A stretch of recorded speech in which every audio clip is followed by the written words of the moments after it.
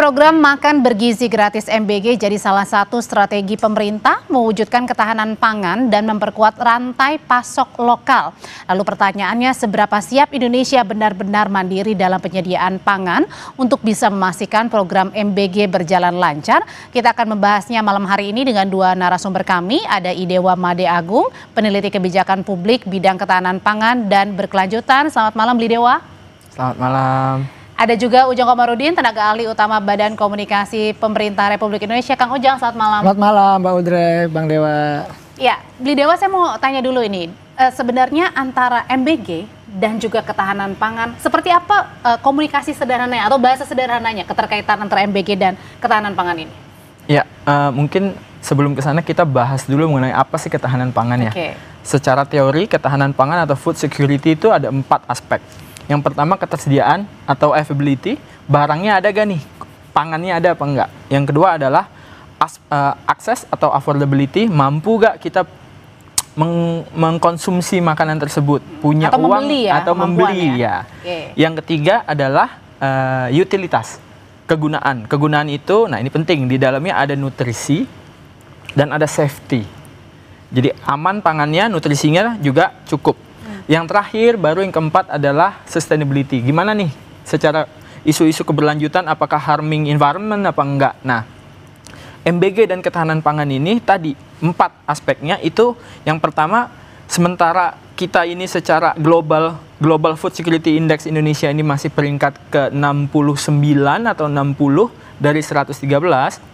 Nah, PR kita itu ada di akses, affordability. Masyarakat Indonesia mampu gak nih mengakses atau membeli makanan yang bergizi? Nah, MBG ini hadir untuk memberikan akses masyarakat Indonesia, anak-anak, ibu hamil, ibu menyusui PAUD untuk mendapatkan akses yang bergizi, makanan-makanan yang bergizi. Nah, di sisi lain, saya rasa juga di sisi availability ya atau ketersediaan, pemerintah dengan program prioritas yang lain juga terus tuh menggenjot bagaimana untuk meningkatkan komoditas-komoditas ketersediaan pangan. Kita contohnya punya stok beras paling tinggi sepanjang sejarah.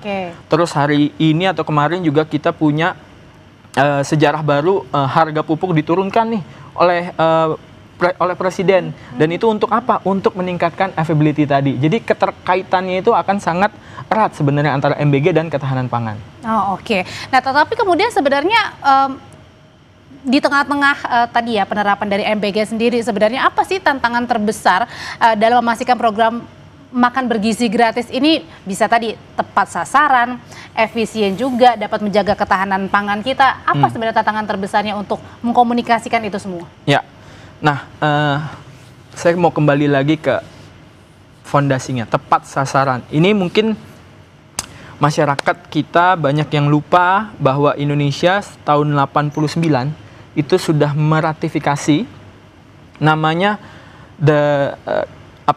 ratifikasi Hak Anak Internasional, Convention on the Right of the Child, yang isinya adalah ada 4. Yang pertama, negara ini tidak boleh diskriminatif terhadap anak, mau anak si kaya, anak si miskin, anak di kota, anak di daerah, haknya harus terjamin. Hak apa?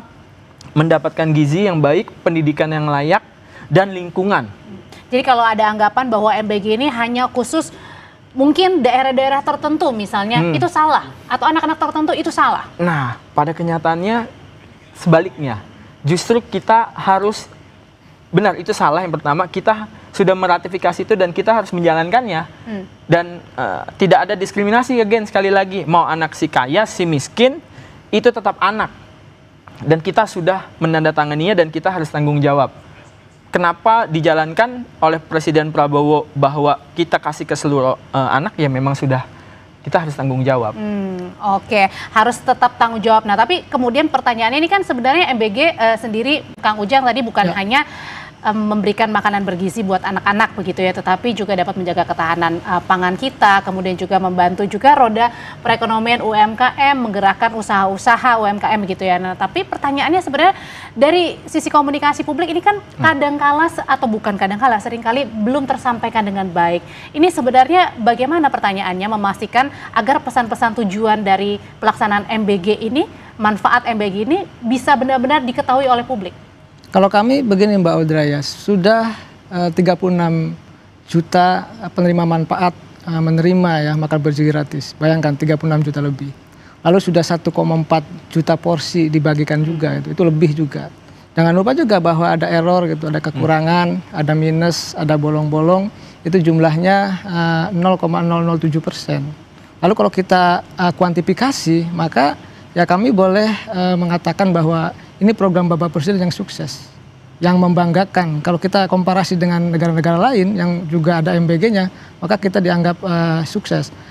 Apa artinya? Bahwa 99,99% itu kami sukses menjalankan MBG ini. Tadi kalaupun ada catatan gitu, masyarakat belum tahu atau belum menerima, ini kan belum semuanya. Betul. Yang awalnya Mbak Audrey ya, kami itu targetnya di Desember itu hanya 15 juta, sekarang aja sudah 36 juta. Artinya ada percepatan yang dilakukan oleh BGN ya, oleh atas perintah Bapak Presiden, agar memang banyak anak-anak Indonesia menerima itu. Karena di lapangan itu gini, ada yang belum menerima komplain ke pemerintah, ke Bapak Presiden, kami belum menerima Pak, kami juga berhak, itu kami juga ingin menerima MBG, itu terus setiap hari mengalir permintaan-permintaan itu. Oleh karena itu Bapak Presiden merespon dengan cepat. Ya, anggarannya disediakan begitu, lalu juga di tahun depan ditambah begitu, ditambah ya? Tata kelolanya juga diperbaiki, sehingga apa? Sehingga ada minus-minus kekurangan itu, ada bolong-bolong itu, ya kita tambal, kita perbaiki, kita evaluasi bersama, sehingga apa yang menjadi cita-cita Bapak Presiden itu memberikan makan bergizi gratis kepada anak Indonesia betul-betul menjadi program yang membanggakan, dan ini menjadi sejarah bagi Indonesia begitu. Tapi juga bagaimana menanggapinya dari sisi pemerintah juga kan? Tadi pelaksanaannya bukan hanya untuk membuat anak-anak jauh lebih sehat dengan makanan yang bergizi begitu, tapi juga menggerakkan perekonomian, usaha UMKM. Tapi juga ada satu sisi yang menyatakan bahwa lebih baik saya terima uang tunainya saja daripada MBG. Bagaimana caranya mengkomunikasikan ini agar sebenarnya tujuan dari MBG sendiri ini bukan hanya soal tadi pemberian makan, tetapi ada sirkulasi di dalamnya yang juga menggerakkan ekonomi, termasuk juga ketahanan pangan. Nanti ya Kang Ujang Blidewa akan menjawab, tetap bersama kami di Sapa Indonesia Malam.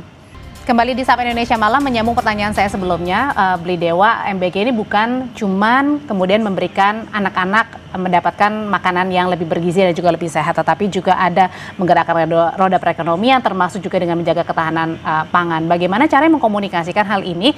Sebab juga ada banyak mungkin yang mempertanyakan, lebih baik saya diberikan cash saja daripada MBG ini. Ya, ini sejauh kita meriset ya Mbak ya, di berbagai belahan dunia itu yang menjalankan negara-negara menjalankan MBG ini memang konsepnya adalah kitchen base gitu loh, baik itu school kitchen maupun central kitchen. Nah, kalau cash, kita teman-teman mungkin harus tahu dulu pemirsa ini bahwa pelaksanaan MBG ini ada central kitchen yang mempekerjakan pekerja lokal sebesar sampai dengan 47 orang. Kalau cash, penciptaan lapangan pekerja itu belum tentu bisa direct. Maksudnya mungkin akan berjalan secara bisnis as usual aja. Ada cash, nanti ibu-ibu belanja dan belum tentu dibelanjakan ya untuk kebutuhan gizi. Mungkin entah buat saya nggak tahu keperluan yang lain. Tapi kalau kini langsung ke kitchen, ada penciptaan lapangan pekerjaan baru. Belum lagi nanti pekerja yang di dapur, yang direct maupun yang penciptaan UMKM, peternak kebagian juga, semua jadi satu sirkular ekonomi gitu. Nah, kalau cash saya belum melihat bisa langsung ada penciptaan yang signifikan gitu. Karena akan running as business as usual. Oke, jadi dalam artian sederhana ketika misalnya dikasih cash begitu, kemudian ya itu seperti biasa saja ibu rumah tangga atau mungkin bapak rumah tangga ya membelanjakan ataupun belum tentu membelanjakan itu untuk kebutuhan pangan, bisa yang lain ya. Meskipun itu baik tapi juga belum tentu bisa menggerakkan perekonomian yang lain untuk UMKM yang lain, usaha yang lain begitu Mas. Ya. Dalam kalimat sederhananya. Karena juga di berbagai negara ada memang yang cash tapi itu pun dia sudah sifatnya dikasih kartu. Kayak di US tuh ada beberapa states yang dia dikasih kartu yang muridnya itu bisa belanja di resto atau apa yang hanya bisa kartu itu dibelikan untuk makan itu aja. Gitu. Jadi udah dedicated gitu. Itu aja di negara maju mereka masih menciptakan seperti itu. Nah, di Indonesia mungkin biar lebih standardized kita bikin central kitchen yang impactnya juga ya yang tadi ada penciptaan lapangan pekerjaan baru, belum lagi supplier baru dan seterusnya. Seperti itu sih. Oke. Nah, kalau berbicara soal MBG juga gimana caranya ke depannya Kang Ujang untuk meyakinkan publik juga bahwa ada kekurangan mungkin kemarin ada masalah-masalah seperti misalnya masalah keracunan begitu, bagaimana caranya juga meyakinkan bahwa kedepannya ini juga akan lebih baik dan kita semaksimal mungkin akan mengurangkan mistake itu, kesalahan-kesalahan itu. Ya, kita ukur ya dengan katakanlah penilaian yang objektif. Begitu sekitar 2 minggu lalu kan ada beberapa ya katakanlah kasus-kasus yang terjadi di MBG. Ada ratusan bahkan ya, hari ini kan hampir ya tidak terlihatan ya, hampir tidak bergerak angka itu. Hampir ya kami melihatnya bahwa ini ada keberhasilan, ada kesuksesan bahwa BGN mampu yang mengevaluasi, memastikan bahwa memperbaiki tata kelola.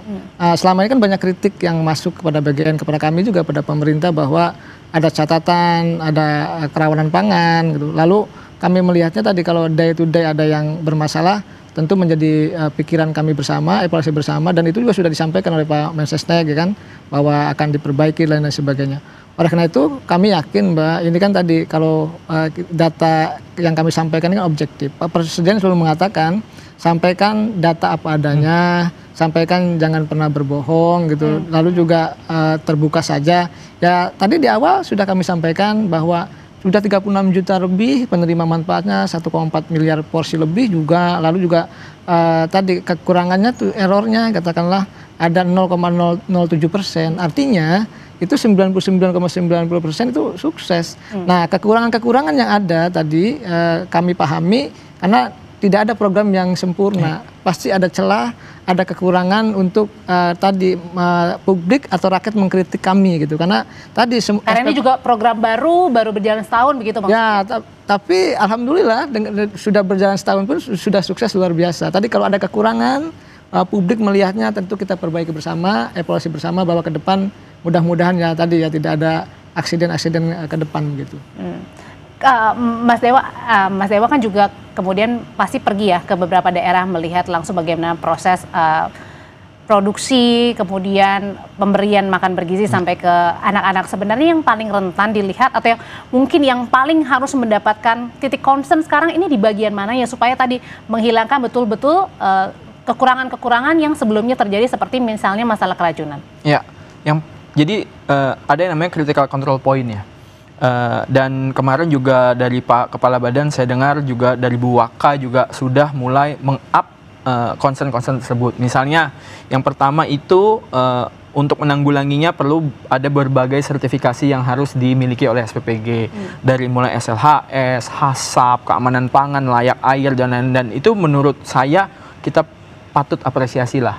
BGN, teman-teman BGN di sini sudah mulai menyadari itu bahwa yes, memang ada berbagai macam kemungkinan yang akan terjadi di dapur untuk menciptakan akan terjadinya keracunan atau kejadian luar biasa. Tapi yang kita perlu sadari juga, setelah makanan itu diantar, di drop ke sekolah, nah di situ juga perlu ada penanganan khusus, ada pengawasan khusus bagaimana handling makanan yang diantar ke sekolah juga bisa seproper mungkin. Jadi kalau ada tray ditumpuk, ditaruh nanti di depan sekolah, ditaruh di lantai, ditaruh apa, nah itu juga perlu kita awasi.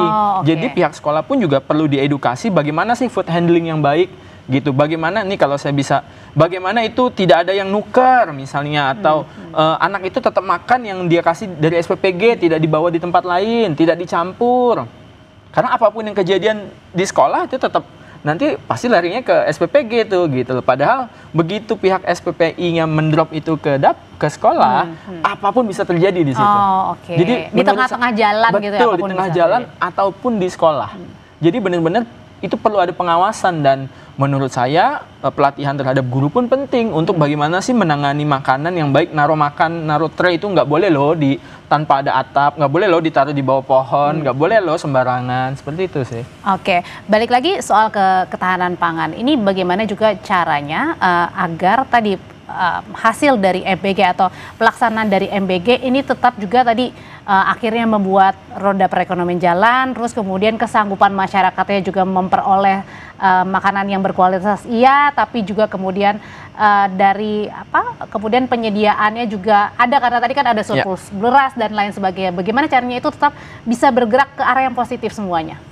Ya, jadi kalau sebelum-sebelumnya ya, mungkin pemerintah bikin program fokusnya di hulu, meningkatkan produktivitas pangan A, meningkatkan produksi pangan B.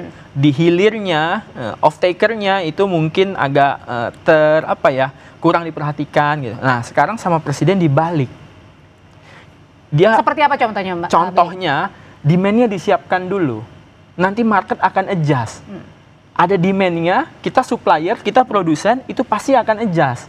Market pasti akan nyediain barangnya gitu. Yang penting ada demand-nya. Oke, contoh gini misalnya, ketika misalnya dulu kan banyak yang demo, bukan demo ya, akhirnya membuang misalnya cabai yang dari hasil petani kemudian karena mungkin sudah rusak atau harganya tidak di luar logika begitu ya. Nah, misalnya dengan adanya ini? Dengan adanya ini sekarang bayangin satu desa bisa ada sekian puluh SPPG. Di situ petani nggak usah akan bingung. Saya ambil contoh, saya kemarin main ke SPPG Warung Kiara Sukabumi. Itu saya main ke sana, saya ketemu pertama kali petani tersebut, itu tahun lalu. Sekarang petani tersebut sudah kaya raya, Mbak. Oh. Sekarang dia sudah mempekerjakan banyak petani karena lainnya. Tidak bingung lagi mau jualnya karena kemana nggak bingung lagi gitu. Dulu SPPG cuma satu, sekarang berapa di Sukabumi? Sekarang dia udah punya traktor, dia udah bisa punya anak buah istilahnya. Itu melalui MBG? Melalui MBG. Setahun? Karena MBG. Gitu loh. Dan itu baru dari petani beras, belum dari sayur, belum dari peternak, seperti itu. Itu loh yang mungkin multiplier efeknya. Makanya kalau kita di School Meal Coalition ya, mungkin teman-teman perlu tahu juga ada School Meal Coalition di sini di seluruh dunia yang dibawahi oleh UN World Food Program. Itu ada 5-8 SDGs yang bisa terimpact karena program ini. Zero poverty, gender equality, dan lain-lain. Banyak anak-anak sekolah, terutama yang perempuan, putus sekolah gara-gara udah yang cowok aja. Ini enggak, udah ke sekolah aja nanti dapat makan. Gitu. Itu juga menurutku perlu dihitung oleh teman-teman di Badan Gizi Nasional sih. Jadi bukan cuma program kasih makan aja. Biasanya cuma kasih makan doang. Enggak, itu selama ini salah. Mungkin yang kemudian di benak publik begitu ya. Singkat kalau gitu Kang Ujang, gimana caranya terakhir dengan singkat aja memastikan begitu ya antara output dari MBG ini baik bukan hanya tadi untuk memberikan makanan yang bergizi kepada anak-anak, tetapi juga menggerakkan seluruh roda perekonomian kita. Ya pasti ya, Pak Presiden itu sudah pikirkan selamatan. Jadi anak-anaknya dapat makan, lalu roda ekonominya juga berputar gitu. Lalu juga jangan lupa pengusaha-pengusahanya juga mendapatkan keuntungan, dan yang pasti adalah roda ekonomi itu bergerak di desa-desa. Saya beberapa bulan lalu ke Kalsel gitu, mengumpulkan ya teman-teman di SPPG. Mereka happy, senang.